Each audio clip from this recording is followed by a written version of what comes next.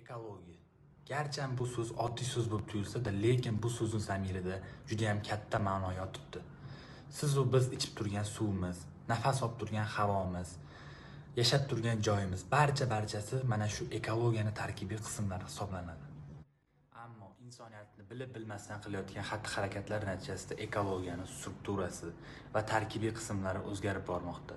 Yildan yilga havoning tarkibi o'zgarib, havo tarkibidagi chang zarrachalari, zaharli gazlar, har xil moddalarning konsentratsiyalari shiddat bilan oshib bormoqda. Muzliklarda muzlar erishi, hayvonlar turining kamayib ketishi, o'simliklar turining kamayib ketishi, brakonyerlar faoliyati natijasida juda ham ko'p o'simlik hayvon turlarining kamayib ketishi kuzatilmoqda.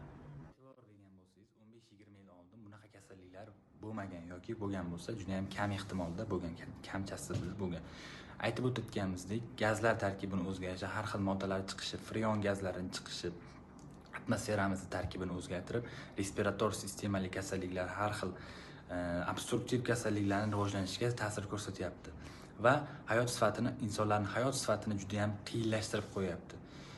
Agarda biz birlashadigan bo'lsak, har bittamiz mana shu muammoga jiddiy e'tibor bilan qarab, mana shu muammolarni yechishga e'tibor qaratadigan bo'lsak, butun o'zbek xalqi va boshqa millatlarni birlashtiradigan bo'lsak, mana shu muammolarni global muammo bo'lib turgan bu muammoni yechishga o'z hissamizni qo'shgan bo'lamiz va kelajak avlodga yaxshi atmosferani tarkibini saqlab qolgan holatda yetkazishga harakat qilgan bo'lamiz.